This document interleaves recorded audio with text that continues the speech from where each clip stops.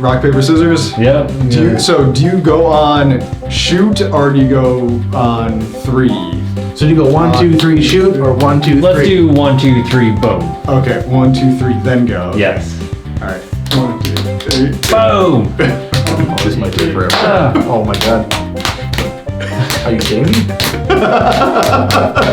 Yes! Oh, shit. Okay. Yes! Alright.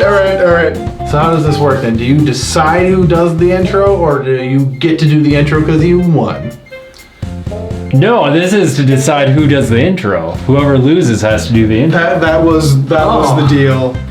I kind of feel like you're perfect for this. I came up with it. I guess I have to.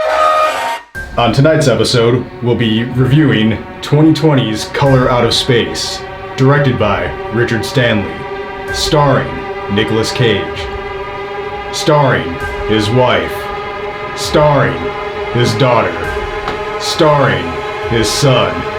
I guess he's not really starring those people because they're not his real family. When I say his son. We don't know that to be a fact, though. That could actually be his family. And Chong. It's fucking Screen Fiends! I love it.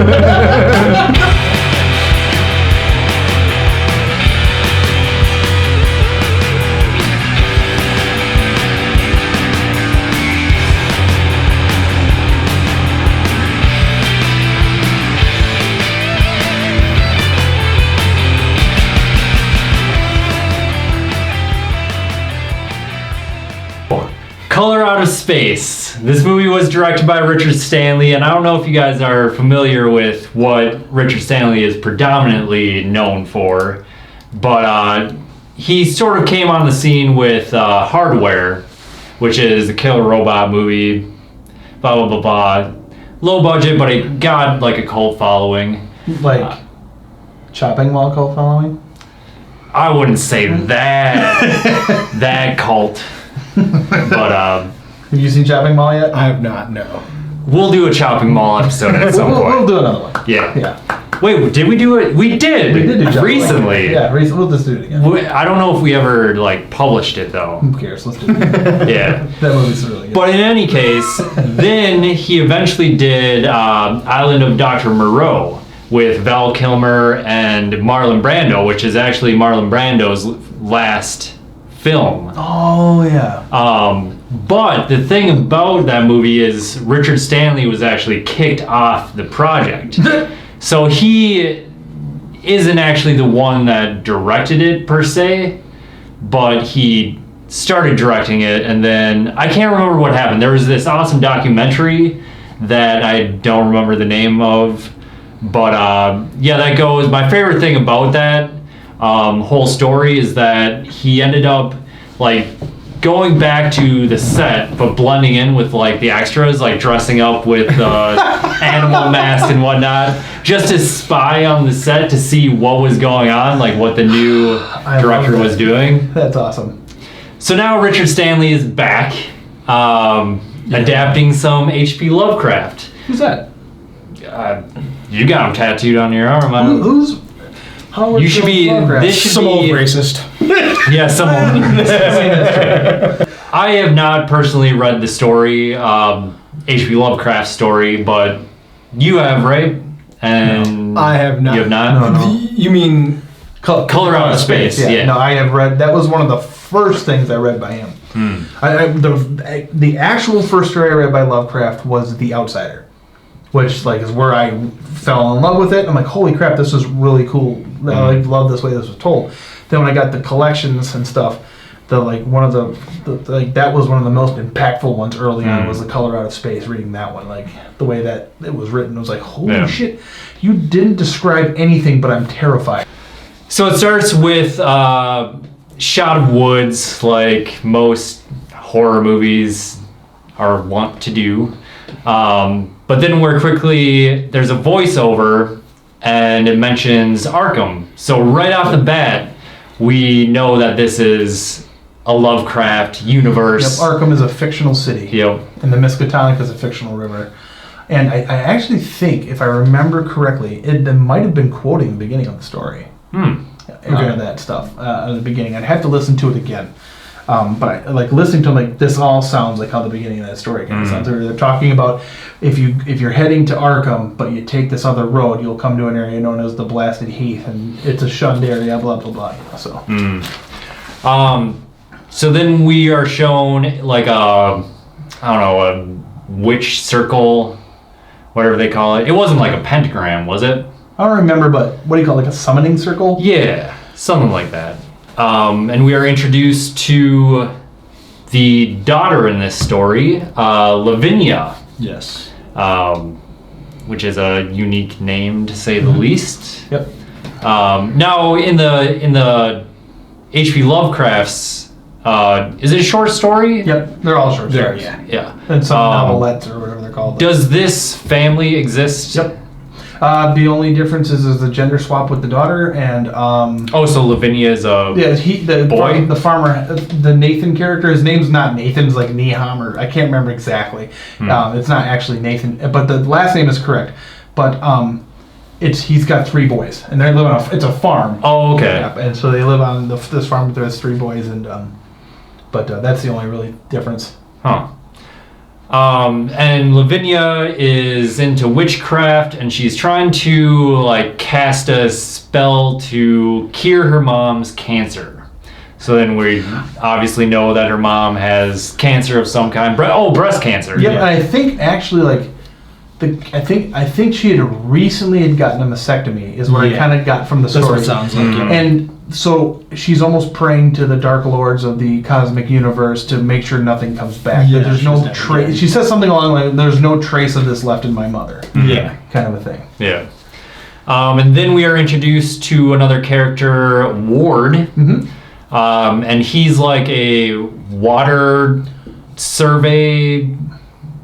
Is it Water survey specialist or something like Something that? like that. Yeah. Measuring the water tables. Yep. And So his character exists in the book too. oh, does he? But his character the story is more told to him rather than him actually experiencing it, which is the difference you'll see in the film. Who is the narrator in the short story? He is. He is. Ward But is? he's Yeah. being told. He's telling the story that he was told Yeah. by By- Ami. by which Ami, which is which kind of the equivalent Oh. of Tommy Chong's Of character. Tommy- Okay, yeah. So I really like that they, like right off the bat, I mean, you get introduced to these characters pretty quick, but they do a good job of getting everybody from the original story with a little bit of extra stuff, but like Sure. not too much. Like it's I think they did just from the beginning. I'm like, okay, this is because I was kind of disappointed that it wasn't a period piece.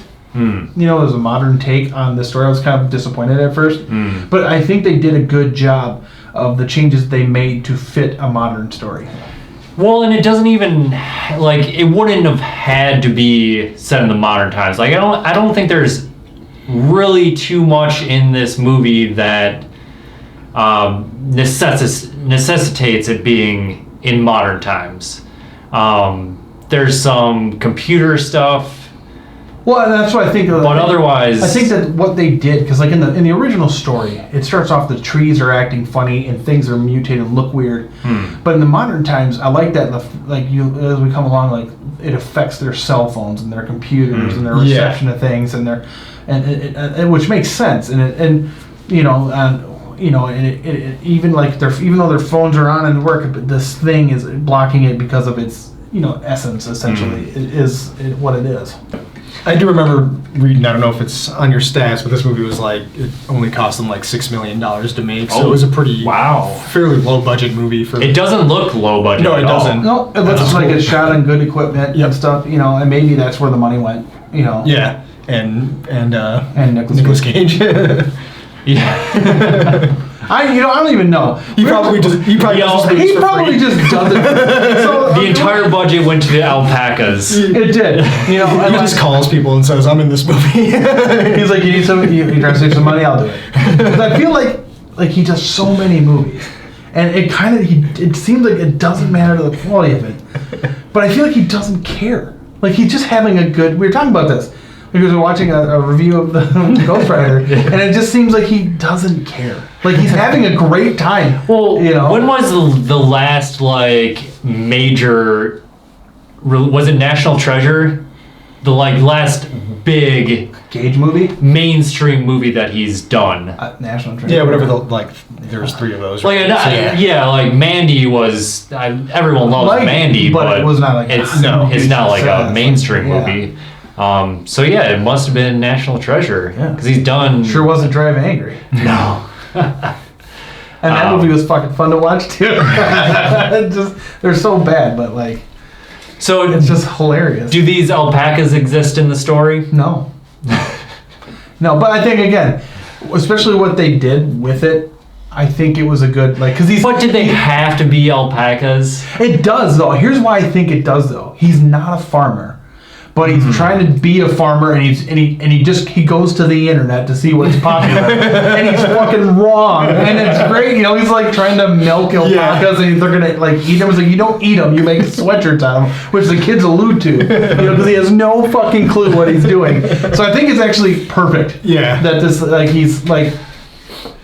He's not his father as far as farming goes. That's right. They do talk about how he inherited the farm from his father, and his father expected so much out of him. Yeah, and they took on everything just to have some place away from the society and get out of the city. That was one of the things they talked about, how they wanted to get out.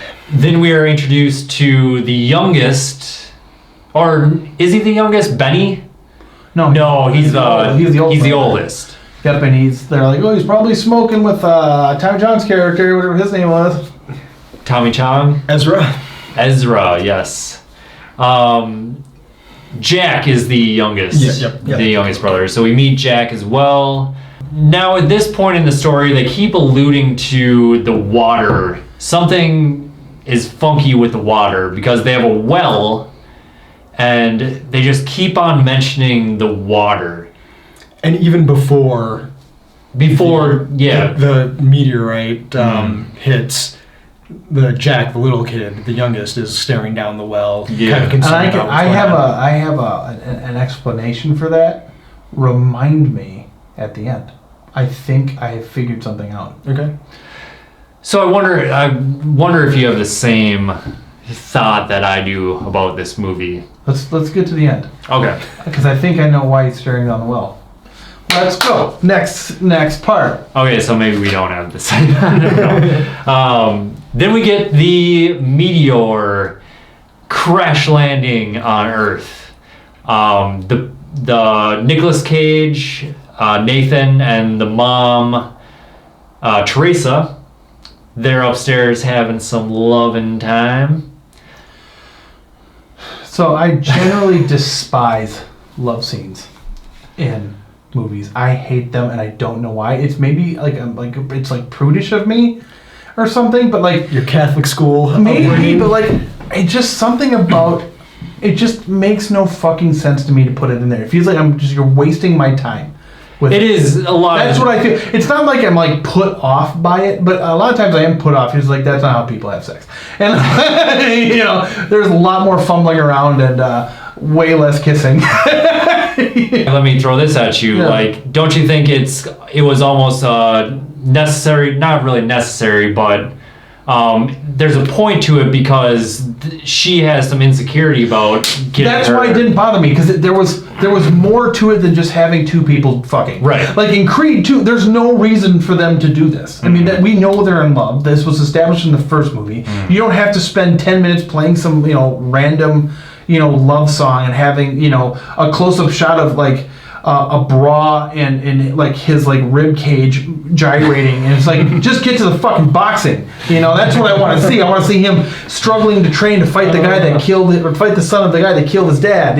That's what I'm here for. I don't care if he's Drogo. I don't care if Killmonger's banging the Valkyrie from the Marvel movies and it's just now. If it was a love story about those two struggling to find peace or whatever, I think there's a place for it. But I feel like love scenes like that in movies just for some reason drive me nuts. It's this is a complete waste of my time. But I wasn't put off by the Nicolas Cage one. Yeah. Because if, like you said, they're overcoming her insecurities. They haven't been able to be intimate for a while because of her operations and stuff. And, you know, he's trying to, you know, make her feel beautiful despite the mastectomy and stuff. And He's strange, but he does care about his family. Yeah. And they show multiple scenes about, you know, of him caring about his family. And that's kind of where, you know, why they're trying to set up the kind of weird tragedy of it all at the end, where he still cares about his family. The situation just becomes really fucking weird. yeah. So I don't know, it's weird aside, but yeah, movies, like sex scenes in movies are just fucking weird to me. I just don't get it. I hate him because he can't jerk off in the theater. So the parents are banging. What is Lavinia doing? Reading or like listening to music. Oh no! This is where she starts going cuckoo for the first time or something. Comes out of her room and she's like, but she's not carving herself. But like, what is she doing? I think she kind of like has a moment or something. She was listening to music. Yeah. Wasn't she? And she was crying. Yeah, I think that's right. She was listening to music. She got in a fight with her mom. That's what it was. It's because she liked the guy. Yeah. And she. Oh yeah, she likes Ward. Yeah, exactly. Yeah. That's right. And so like, mom embarrassed her. Oh no, because yes, no, it's not that point yet. Because they don't meet Ward until the asteroid or the meteorite hits. Yeah, the meteorite hits. And that's right. So why is she crying in there? What's going on with her the first night though when the meteor hits? Oh, maybe nothing. I don't remember. There isn't anything happening. They're all kind of laying in their beds, and he's like at his computer. His computer starts going weird, and then a bunch of weird flashy lights went on everybody. Yeah. But Jack is Jack outside? No, he's inside, but he goes into their room when they're banging, and is like, "What's going on?" That's right, and he's scared. Yeah, and then he kind of goes catatonic. But I thought something happens when it hits, or when it's falling. Thought he goes into his trance during that time. Is it during or is it after? I think it may. I can't remember now. I think it's after because they're having trouble breaking him out of that trance and they don't know what to do with him because like they live way too far away from the hospital. Foreshadowing. But so then we get and then the llamas are fine. Everything's fine, but they go out and they see this meteorite. Well, yeah, and this is like the color out of space. It's this weird. It's supposed to be an indescribable color, but it's like a pinkish purple color. That's what they went with. I always considered it more of like a more green, honestly. And but I thought that was fine what they did. That's the problem. That's like the issue with H.P. Lovecraft and being written at the time it was, where it's like they're at least on Earth. Right, because of how light is filtered through our atmosphere, you can only have so many colors. So there's not like there would never be a color that you couldn't describe because that's just how. Yeah, because of the way the light works. I mean, unless the species can, somehow, distort our atmosphere. Its gaseous form can distort our. Like it distorts the light coming through. Obviously, because it's not creating its own light. We're seeing light coming through it, and so that's why we can't describe the color because the light coming through it, despite our atmosphere, can't be. It's not describable. And what's kind of cool about how it works here, where he's like he kind of describes it's like it's a pink. You know what? I really can't describe it. It was just a color, right? So he kind of starts describing what we see, but then kind of goes beyond. Yeah. What I like is that like you can even have it where. You can think of it in a way if you want to like headcanon it where it is a color that we can't describe, but since it's on Earth, we kind of only get like a vague vision of what that color is, but our brain, puts it into a category that we can recognize. So maybe it's some kind of weird color in reality, but we only perceive it and as actually this comes down to this is a weird science thing I read about where like they're talking about authors from like the ancient Greek, like the Odyssey and Homer, how they write about. They think human beings only within like the last couple thousands of years or whatever, tens of thousands of years, started seeing the color blue, because they describe the sea as rum colored, which is like a red color. So it's like, why would they describe it this color when it's blue? So it's just they don't know that. I don't know if there's any science behind that yet, but that was like a theory. So maybe it's something along those lines, where, that's how you could kind of like, so that like our vision is still, evolving and whatnot too. So yeah, it is an actual meteor. They find it, and immediately Nicolas Cage says it stinks. Yeah. Oh, that's so the poop. Oh. But nobody, I think it's an important distinction that nobody else Yeah. thinks it stinks except for him. Yeah. It's like they don't even like acknowledge it. Like, True, like, nobody ever says, yeah. Yeah, like. What does he describe it as smelling like? Wasn't Oh, it? what did he He say? does say something. He describes it as, but I can't remember what it is. Like, Damn, that's your handwriting, Russ? yeah, I can't remember what he describes it as smelling like. So at this point, Jack is like really weird, like just zoned out. Dog's acting weird. So yeah, there's a boom, purple light. Then, like, yep.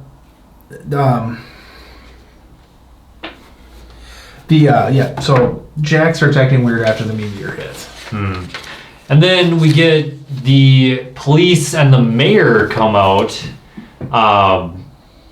because this is a small town, and there's some reason why the mayor.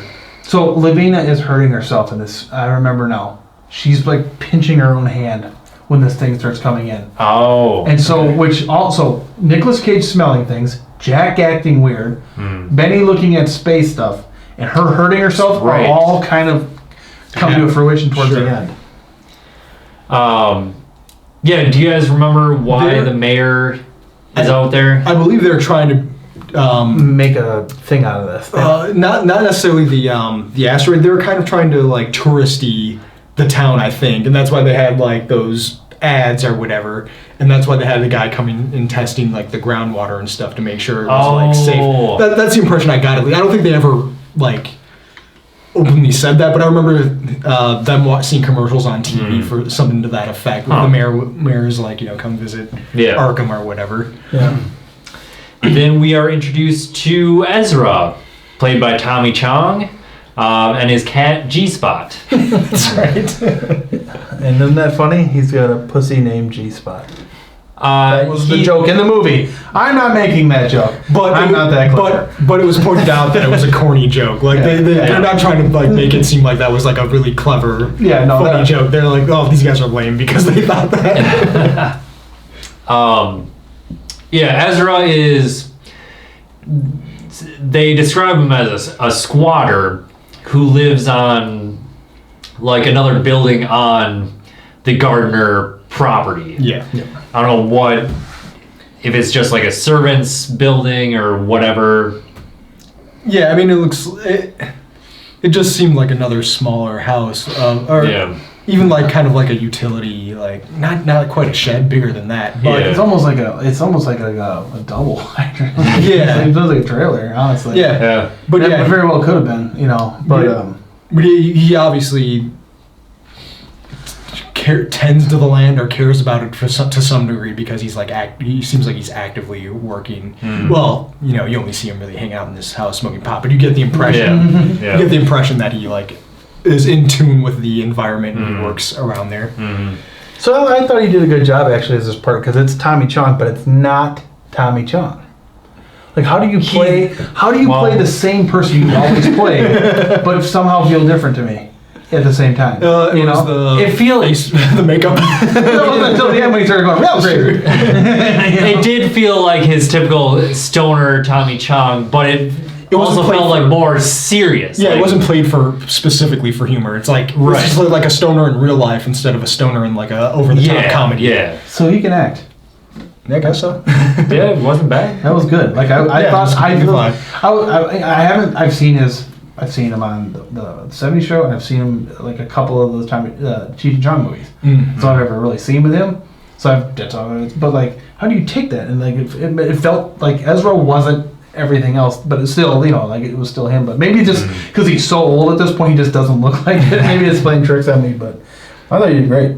Now in my notes I have something about lightning. Yeah, I can explain this part here. Okay. So there's a couple other things. So they do have people come out to check this asteroid out, and they take pieces of it back to the lab, and it just like dies in this thing, like disappears in the beakers. The lightning comes down, strikes this meteor 6 times, and destroys it, and then it creates a big hole in the story.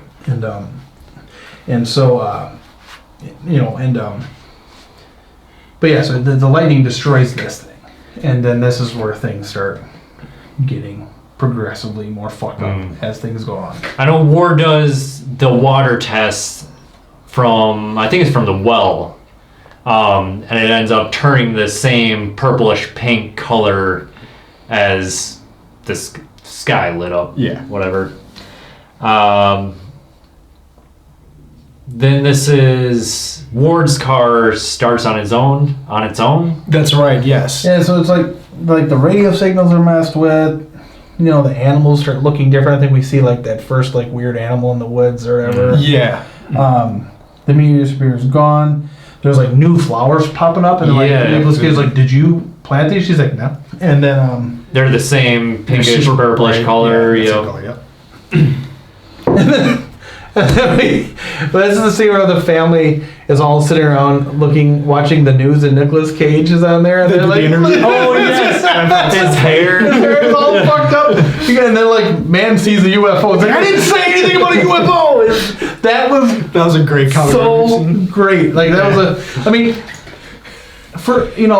when you think about the documentary, this guy did, this is his injection of humor at that point was perfect. Yeah. Because everything else from here on out goes fucking nuts. Yeah. It gets progressively, I mean, it gets somber, it gets, it's like kind of sad, but and then like confusing and weird all at the same time.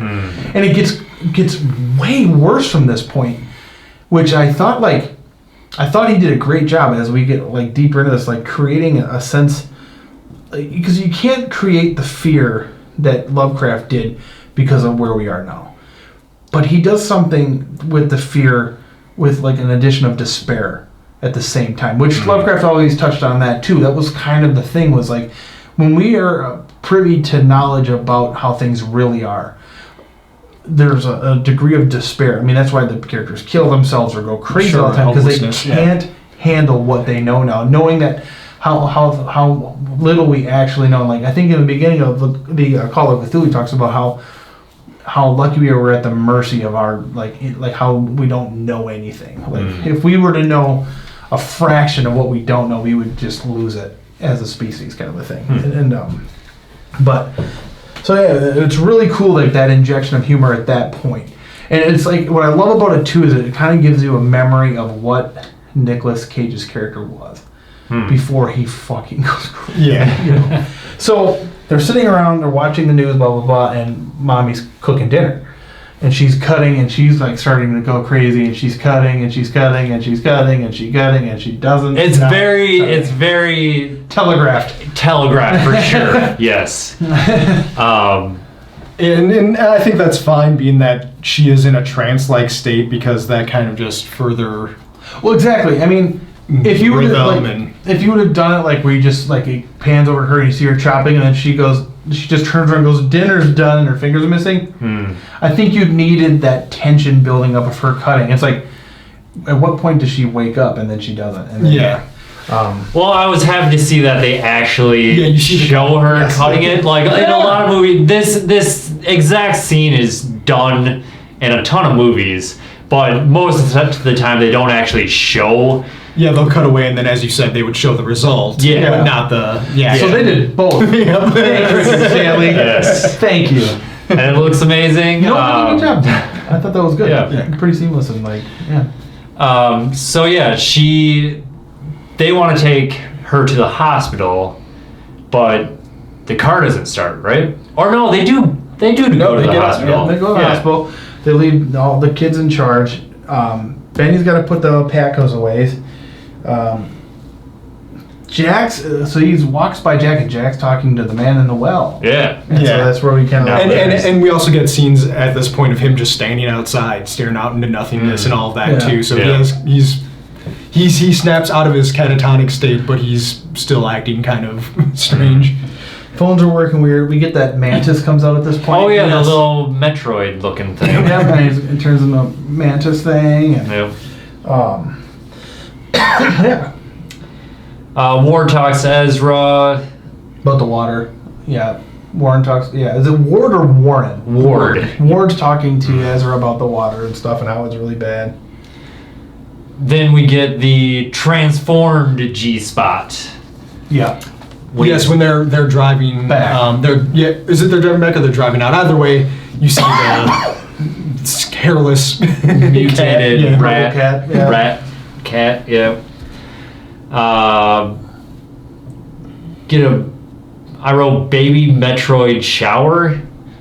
Yeah, so Nicolas Cage is taking a shower, and there's like some that's weird right. gloomy stuff in it, like he's like, saying weird stuff.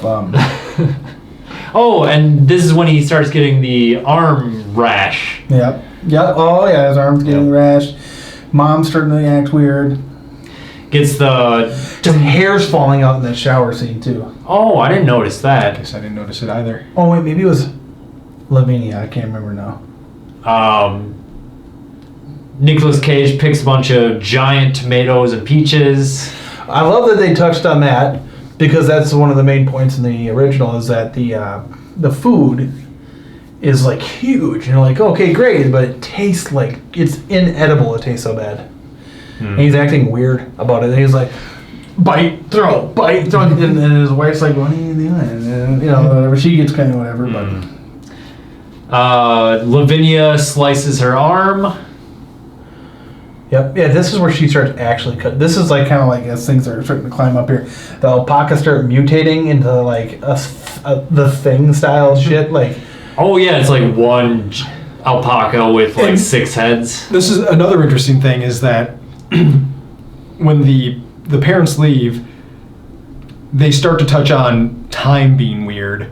So Benny would go and put away the alpacas, and they would show that. But then he would come back, and then the alpacas are just running, loose around the grounds and stuff like that. They talk about feeding the alpacas and And like stuff happens, but then it gets contradicted, and they can't tell whether it's really well hours done or days. because they talk about time being weird, but then like the juxtaposition in the actual scenes is weird. Yeah. Like, so it actually like makes you as the audience sort of feel the actual time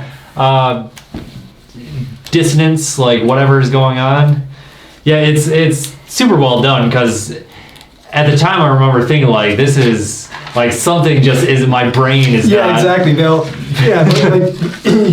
say like, I swear I just put him away, and they'll show you that scene of him just putting them away. Yeah. then they're out. But then they're out, and they're like, oh no, you've been gone for like 6 hours. Like, where have you been? Right. yeah, so I like that. When does Lavinia do the thing on her forehead? This is kind of like way towards the end. So like The parents are back. parents at are that back. point.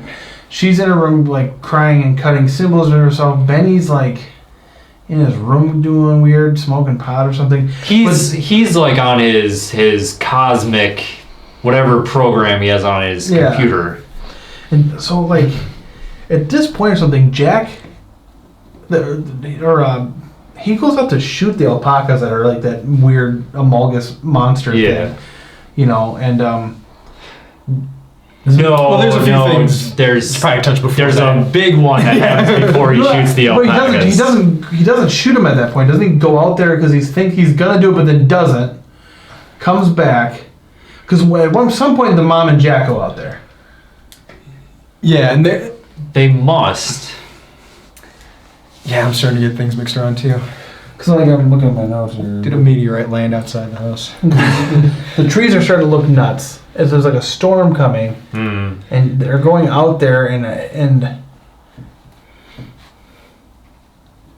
Is the mom about to save Jack from the alpacas? That's what I think they're like making a crazy noise. I think they were gonna go out there to shoot him, and so that's when like that color out of space comes out of that barn for a second within the alpacas, whatever is and it's like a lightning strike almost. Yeah. And it hits, and like Nicolas 'Cause Cage is coming out and like hits the mom and the kid. Yeah, because I thought the mom was like reaching for Jack, or I think it Was looks he- like she is like holding him like this. yeah. And then what happens? So that they get struck, but then Benny has to go get Nicolas Cage or something because something Oh yeah, I think that's right. Yeah. Because he leaves for a bit, right? And they're Yeah.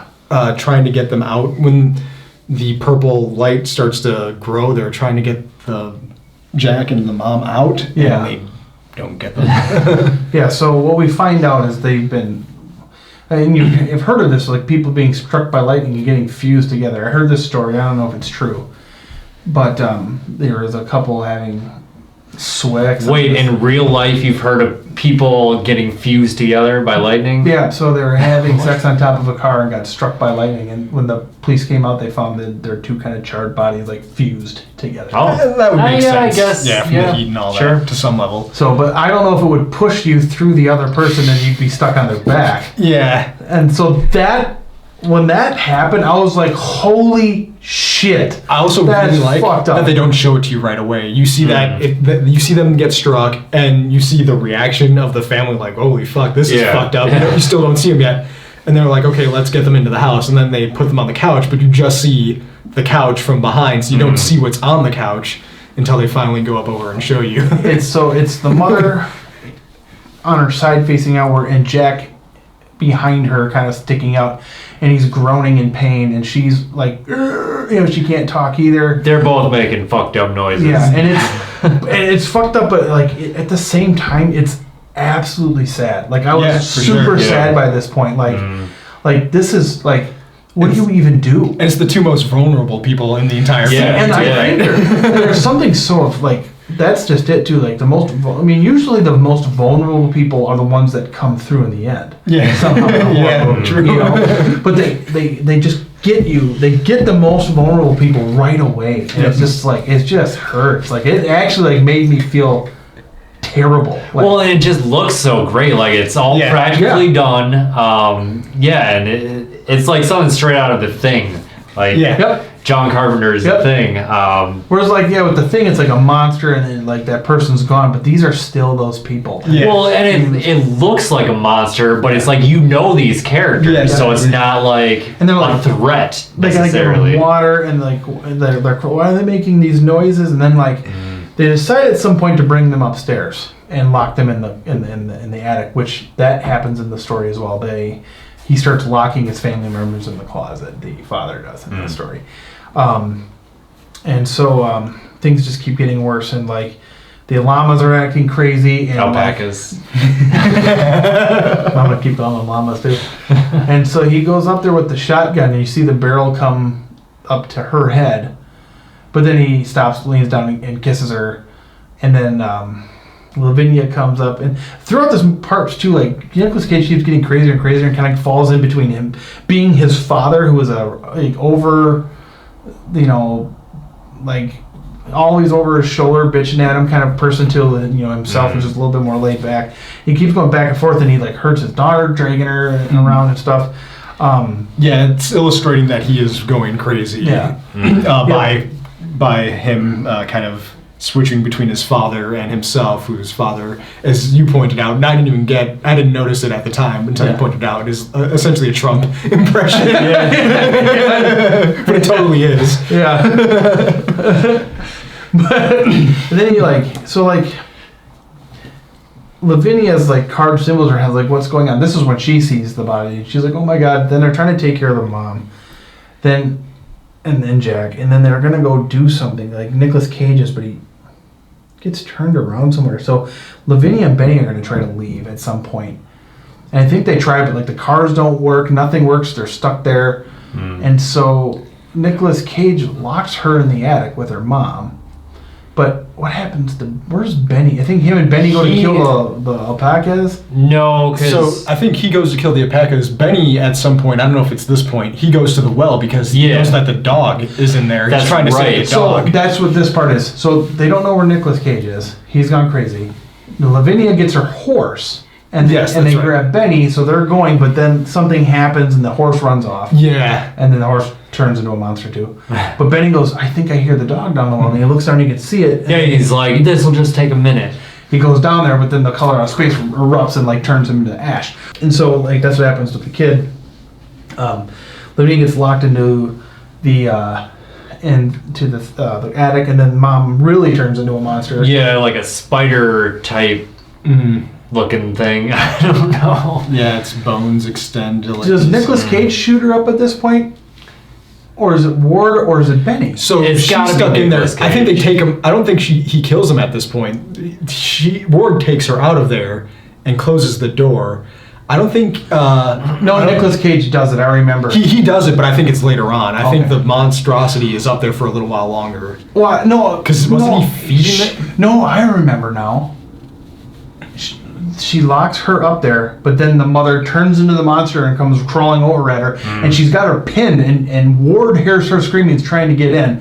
So they kick the door down, and as soon as they come through, Ward's like, "What the fuck?" and like backs Yeah. off against the wall. Nicolas Cage shoots it, but then the kid's still moaning on the back, so he shoots the back of the monster too. And then I feel like they go away for a while because like he doesn't do it immediately, and then like is kind of like regretfully goes back in to kills them. I mean, it doesn't make sense because I know it's like soon after, but I can't remember exactly how it lays out either. because I remember him going downstairs like he was not going to do it, and then being Yeah. like, oh, I had to. But I remember, when Ward comes back to Nick, she's up in the attic at this point, locked away.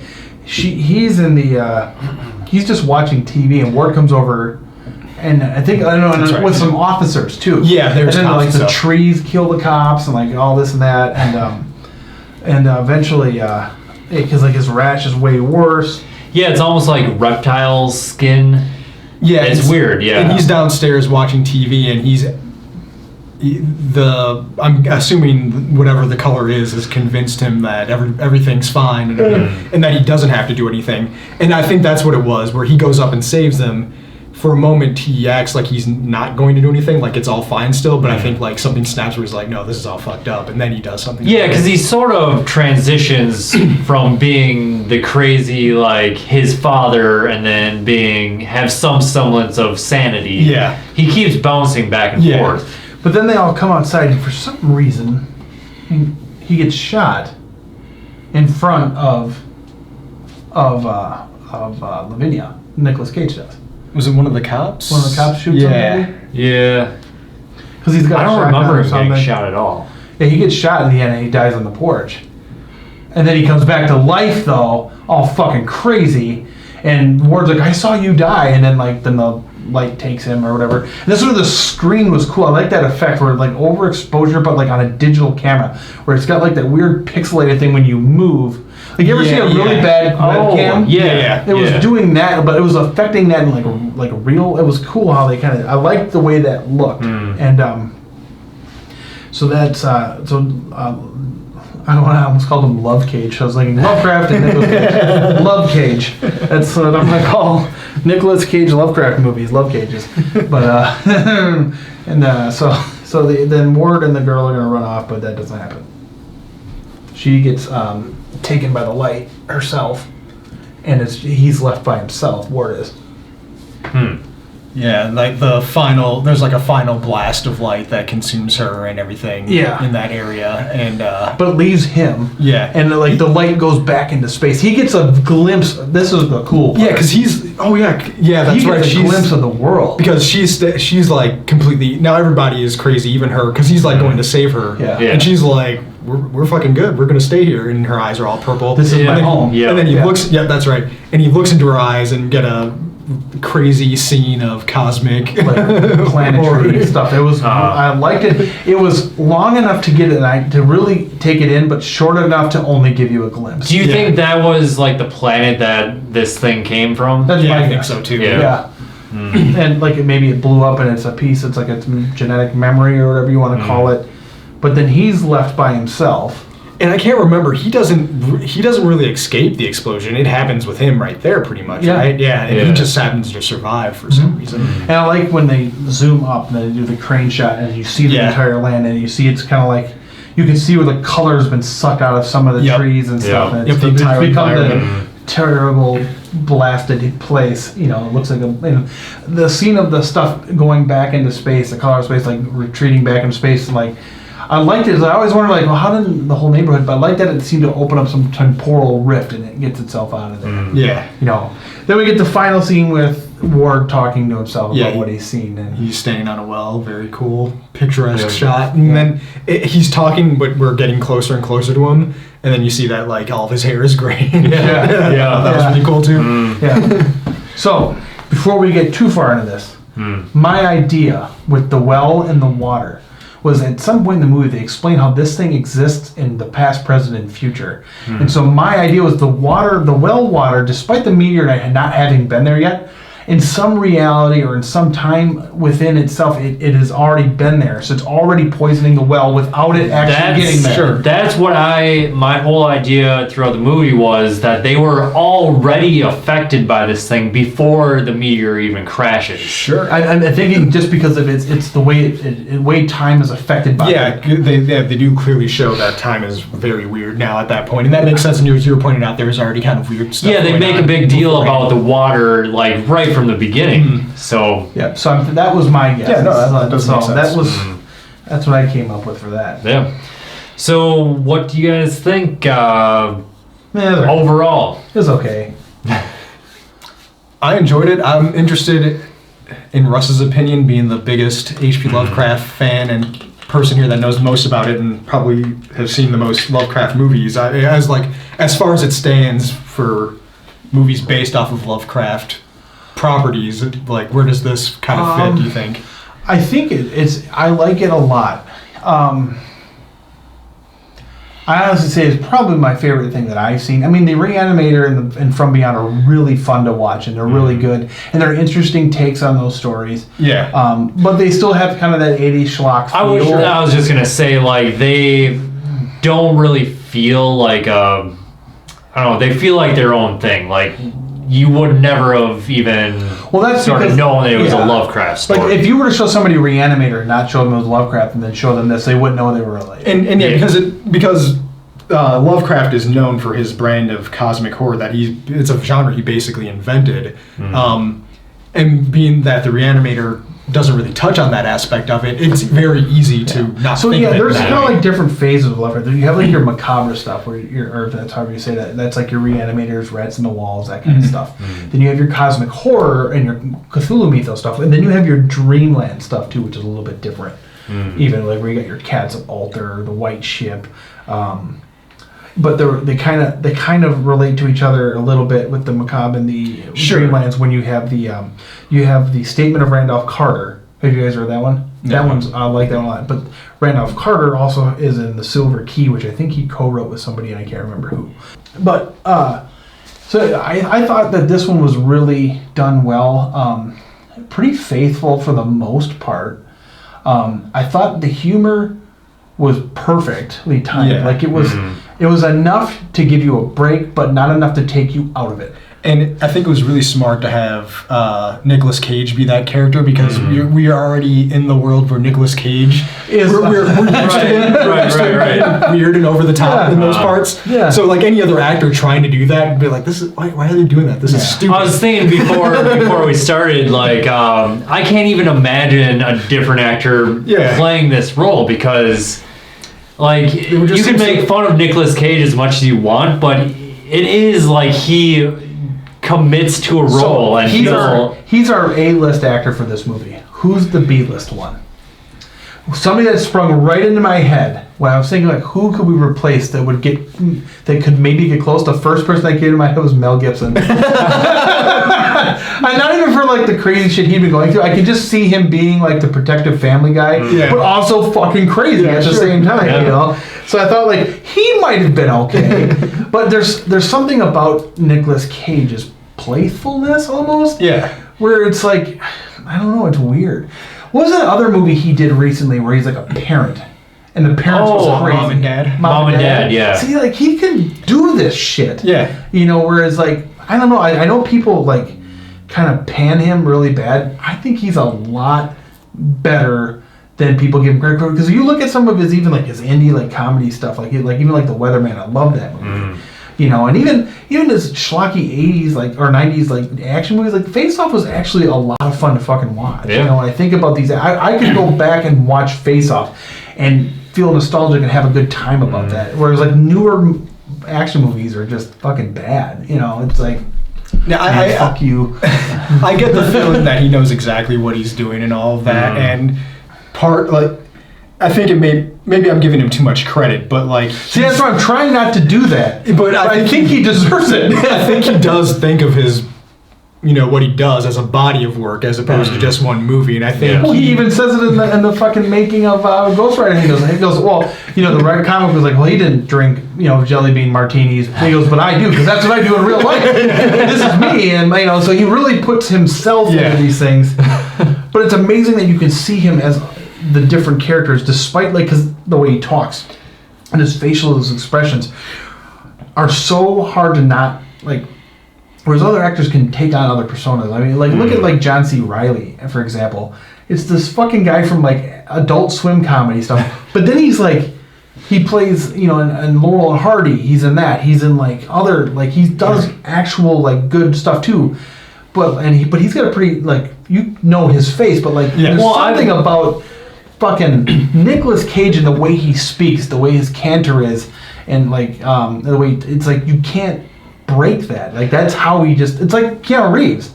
Sure. It's the same character, but not. But you see, I don't look at John Wick and see Neo.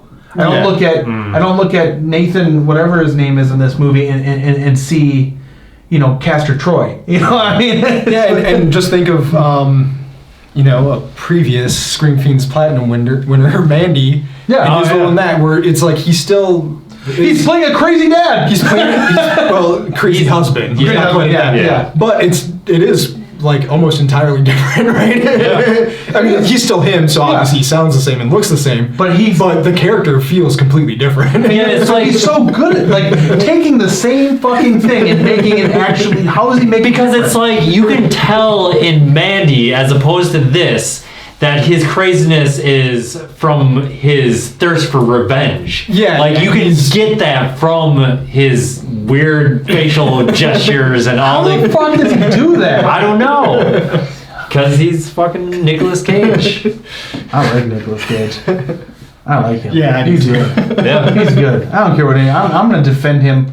I'm going to die on that hill next time I talk to people about movies and they try shitting on Nicolas Cage. I'm going to be like, fuck you. You don't know anything. Nicolas Cage is awesome. Yeah, there's some bad ones. Drive Angry sucks. But you know what? That's not because of him. He's just in the bad movie. Yeah, he's not acting bad. He's just in bad movies. Yeah. It's the directing. It's the writing. But after seeing him in that fucking biker fucking shit, Ghost Rider, he's having a great time. Yeah. And I love that, because I know that some actors take their shit really seriously. One of my favorite actors, I guess, is apparently a pain in the ass work with Gary Oldman. Mm-hmm. Love Gary Oldman. I've heard he's a pain in the ass. And when he did Dracula, he would retake shots so many times because he wanted to get it just right, whereas Anthony Hopkins could just walk in, boop, get his shot done, and walk out, and it was easy to work with. But he's having a good time. He does not even care. It's interesting. He's in between the people who are just show up and don't seem to care at all, and the other spectrum where they care way too much. Yeah. It seems like he does give a shit to some degree, but he's a really weird, interesting guy. And he's a good actor. And I think he's a good actor. I think if Hollywood, I bet you could take him and replace him for some major Hollywood things. You take a big movie and you could maybe I'm almost thinking there's Tom Hanks roles you could replace him and it would be almost as good. Tom Hanks is a fucking acting god, but I love Tom Hanks. I'm sorry. He's great. I love Tom Hanks and I love his movies. But I could almost see Nicolas Cage attempting to be in Saving Private Ryan. I could almost see him playing that character. He's done plenty of serious dramatic roles. Yeah, and he's won Oscars for being serious dramatic. And even it took Leonardo DiCaprio all that time to finally get one. But Leaving Las Vegas, even though that's a serious dramatic role, it's still this same thing. It's this same. He's still shit. He's been doing this. He's been doing this his entire career. It's just now he's doing questionable movies. Yeah.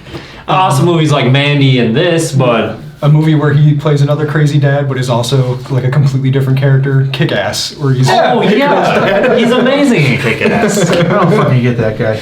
He's awesome. And I'm gonna fight people. I'm gonna get in physical fights with people that try to talk shit about Nicolas Cage. I'm gonna get my ass kicked, but I'm gonna fight him. So yeah, what would you? So normally, I thought the cinematography was great. The music was good. like very good. The acting, the kid actors were good. They didn't piss me off at all. Yeah, no. All of the actors were good. Tommy Chong was able to be Tommy Chong without being Tommy Chong. Nicolas Cage was able to be Nicolas Cage without being Nicolas Cage.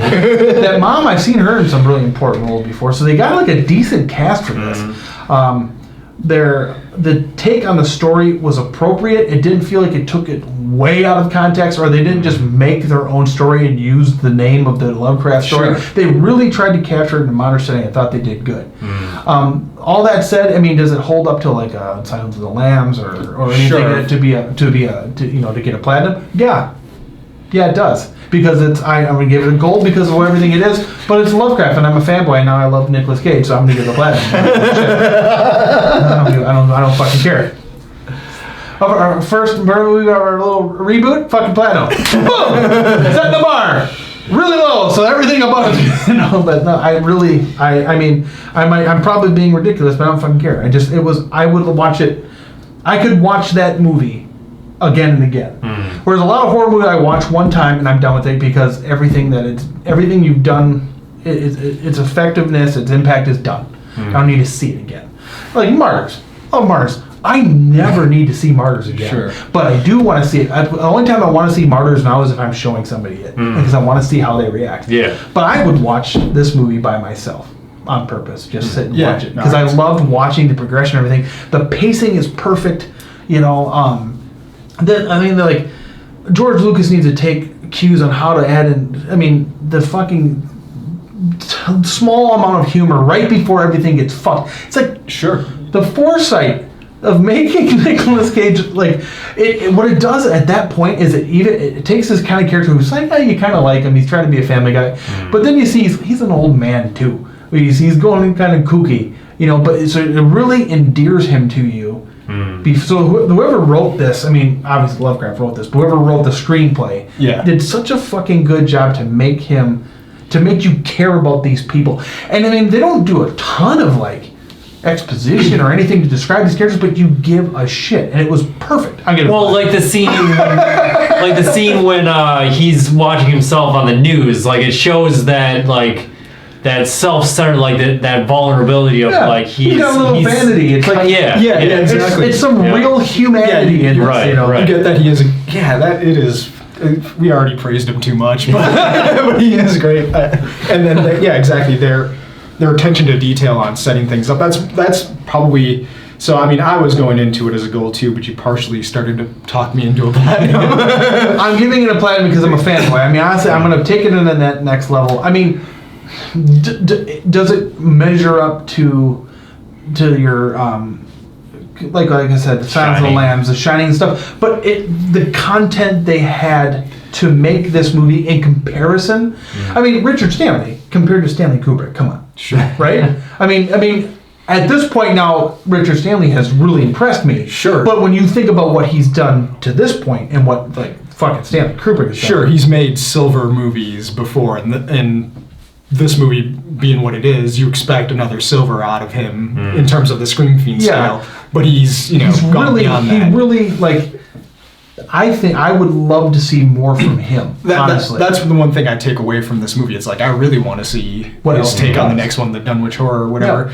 Partially because of that, we get a vision of the broader cosmic horror when we look into her eyes. It's that shit that is always promised in H.P. Lovecraft stories and it's never expounded. It's never paid off. Almost, you never actually see it. It's so that part excites me about that. To see somebody. It's because what I like about the fact that it never is paid off is it lets. For me, what I like about Lovecraft is he never gives you anything. Sure. He lets you do it. Sure. And I think and I don't think it was.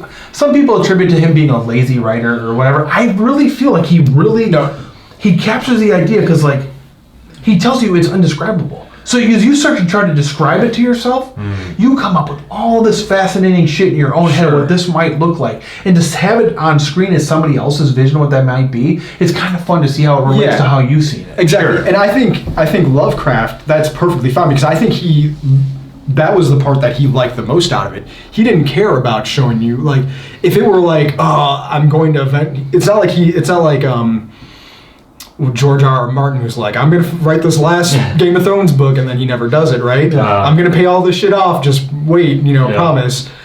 I don't think H.P. Lovecraft was ever like, this is all building up to the, fucking Avengers Endgame version of it. No, he never wanted to do that. He wanted to build this world. The mythos was only ever a backdrop to him. Exactly. It was just something he put his stories on. And what's smart about that is that he doesn't need to finish it because it leaves. Like you were saying, it leaves to your own imagination. Other people can take that stuff and do things. Like his friend August Derleth. Lovecraft never cared about the good versus evil shit. It was always about being indifferent to him. August Derleth came in. He was born in Wisconsin, Catholic kid, and he creates kind of a dichotomy. Then, so you have the elder gods and you have the outer gods, and they kind of been fighting, and that's why they're spread all over the goddamn place. And that's where you get your different factions and this and that. So August Derleth expands on it and gives it no more of the evil versus good shit. But still treats it with the indifference. I mean, we're indifferent. They're having an internal struggles that we don't understand. But so it's almost like he's like the best way he can describe it to humans is that there is this struggle, but we don't know what the struggle is because it's way. I mean, these things have existed since before the dawning of time. I mean, and whatever. But like all these people expound on this too, which I love. So I mean, he really just created this thing. And you can do whatever the fuck you want with it. And it's almost perfect that it's public domain. Yeah. Anybody can take it and do whatever they want with it. And that kind of goes to my problem with stuff that has been based off of H.P. Lovecraft. Like I said, I think Lovecraft was completely fine to have had it like that. There was never a point where he was building up where it's like all the heroes from all of his stories are now going to fucking go to Ryla or whatever Cthulhu's Randolph Carter and they're going to John Carter the gates and they're going to fight Cthulhu. You never get the impression. Edgar Rice Burroughs, but like. But yeah, you never get the impression that it was going to build to like they were going to finish the fight or whatever. Thanos. Exactly. Yeah, you never get that impression with his stories, which is completely fine. But it's like it's about 100 years now, like, and people can do whatever you want with his stories, and nobody ever pushes past his stories. They kind of just do some kind of variation of it. And the reason that's a good point. So I want somebody to, and I think like this movie, especially if they say that they're going to do at least a trilogy of these movies. If he begins to push beyond, I'm not expecting, like I said, I still don't want fucking Nicolas Cage and whoever's the hero of the next story to go fight. I don't want this to be an anthology either. But I want him to use people. I would love to see, but this is going to be a universe thing. Yeah, not with Nicolas Cage. I would just like to see the world expanded on, and I would like to see more. You don't necessarily have to show me the inner workings of that crazy weird planet. No, but maybe at the last movie somebody gets stranded there, and they're like, "This is like the fucking last despair." We see it from a human's perspective, right? Yeah, like that would be cool. They don't necessarily have to fucking fight the monster or whatever, but no, because there's no point. Yeah, no chance. Exactly. And that's what I loved about it is the people the people that took these stories. I mean, I haven't read everybody that's taken. It's like infinite now at this point. Oh yeah, but like. The reason that you don't go past it because there is no going past it. We don't stand a chance. We're just victims of the knowledge that it even exists, and it's just these stories of people coming to realize that we aren't alone. Things are fucking fucked, and I just wish they depict more of it, and that's my just issue. to see it. Yeah, like exactly. I'd love to see an artist visualization. Exactly. What do you say? I'm trying to fight myself from giving this a platinum, but I'm trying to think of all the weaknesses in this, and the only thing really is like... I'll be honest, I didn't think of any weaknesses. I wasn't trying to. The only thing that I really would think is like, some of like the digital effects don't look that I should say CGI where the cats, it doesn't look great, but at the same time in the bugs don't look amazing, but you don't really see them long enough for it to really bother you.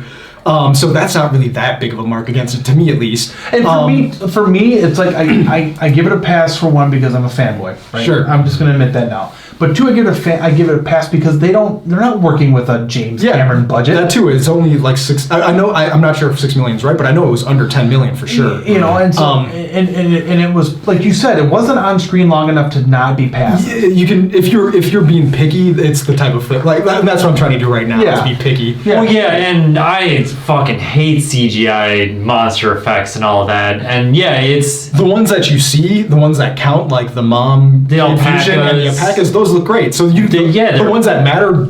Yeah, the ones that are on screen were like the G-Spot Rat Cat is a split second. Exactly. It doesn't look great, but it's not there for long enough for it to really bug you. And that mantis coming from the Metroid, like it didn't look. I mean, it obviously looked CGI, but it wasn't one of those like, oh, the background looks completely different. Yeah, exactly. Like it looked like it actually fit into the world. Yeah, exactly. Even though it wasn't like super great, but that, and then trying to make the like some kind of small subplot out of the mayor or whatever. But that once again, it's just like it didn't detract from anything. It's like it didn't lead to anything. But it doesn't really matter that it did. You got what you needed out of it, was that the mayor was a bitch, right? Yeah.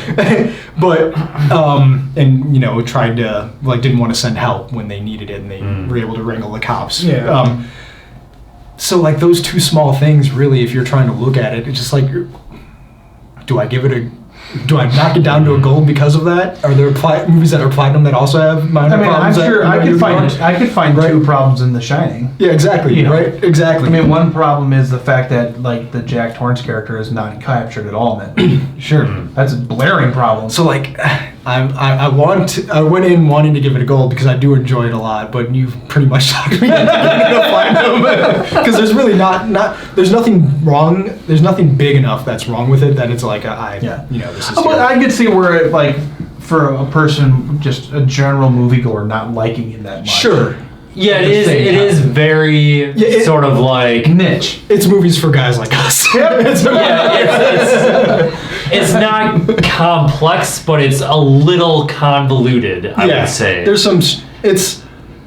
It asks the viewers to not necessarily pay close attention, but to go along with the ride. Yes, for sure. And if you're not engaged enough in it, or you know, kind of want to like it, if you don't buy into it a little bit, then I can see it falling. But that's Lovecraft in its essence. If you don't just buy into it a little bit and just accept it, especially in our day and age where we're trying to read a story from the 20s. Yeah. If you don't just buy into it or try to put yourself there, you're not going to enjoy it. But it's weird because it's not really like a suspension of disbelief sort of thing. It's more of just like getting a grasp of what the story that they're trying to tell, and not like being blown or not like falling off. Sure. Like exactly. And another thing that people could criticize about it is and this is a thing that never bothers me because I like it. But some people have a problem with like foreshadowing things. Oh yeah. People argue that it makes things obvious, but to me it's like you're setting things up to pay off. I think that's, for the most part, is good storytelling. Yeah. Because if you don't set things up and things just happen out of nowhere, that's just cheap. You know, like, oh, now this guy comes out of nowhere. Deus Ex Machina, the story. Yeah. I like that. You know. Yeah, I think his weird voice is set up, even, right? Like they care about setting these things up. Exactly. So I think it's I think foreshadowing foreshadowing as to combat, because I think some foreshadowing is bad. You can overdo it. My only problem is that you can overdo it. Yeah, for sure. Yeah. But foreshadowing to combat what could be seen as Deus Ex Machina is perfect. Yeah, that's exactly. the best way to handle, because Deus Ex Machina is terrible. Yeah. Like, it's not a good thing. I mean, it can be if you're trying to break fourth wall stuff, or you're trying. If the point is the ghost in the machine, Yeah, sure. then I'm okay with it. If that's the point of the thing, but most of the time it's just like we that's a better. we ran out of ideas on how to fix this. Something comes out of nowhere. So you get a 20-minute dialogue about why this town's burning, and even though it looks way better, it's better acted, and it grabs the tone of a video game way better than a movie that's gotten 7 entries. It's not as good. So are you going with platinum? I can't fight it. I can't think of an argument against it. I think this might. I mean, I know we're not technically arguing against each other, but this might be the first time I've swayed Marcos in it. So I agree with all you guys are saying, but I'm gonna go with the gold on this, just because You're a bitch. I liked it, but I didn't love it. I didn't. Okay. I guess it didn't really it didn't keep me really as engaged as I wanted it to. Yeah. But if we want to get really funny with the rules, we could say that now we're starting over, and we could revisit some of these movies now and to re-rank them. platinums have to have a unified vote between it. Like we all have Sure. to say platinum, and if we don't all say platinum, it just gets a bumped gold. down. It's a gold. I'm okay with that. All right. And I think, And I'd be happy with that getting because- high gold. because Yeah. me and you, it's a platinum. Yeah, But for Scream Fiends, I know what overall, it is. We need to keep track of this on a website with like we'll put the movie and we'll put our fucking rankings. So and then we also got to put the seal. Can you make a seal of approval? We need a seal of approval. So I did make the seal of approval Oh, yeah. photos that will probably be on this video when we edit it. Nice. It's right here. If you follow all these with the editing, oh my gosh. So yeah. gold Gold. I think that's fine. and seal of approval. And seal Oh, of for approval. sure. Scream Fiend seal of approval. Yep. All So good. I have one more thing with the rankings. Sure. Only for platinum does it need a Consensus. consensus. So we all three of us have to give it a platinum. If we're fighting between gold and like silver, majority rules. Sure. I can see that. Or do we average it out if it's Or average. I can There's see only that. three of us. Yeah, that so yeah, and the averaging it doesn't work so much because there's not like a gold silver. Yeah. You know, but So if it's 2 silvers and a gold, it's a silver. it's a silver. Sure. Yep. All right, fair enough. Nicolas Cage. All right, that will do it for this episode of Scream Fiends. I'm your host, Xander. With me is Marcos, the man upstairs, himself, and Russ. And until next time, so long and farewell.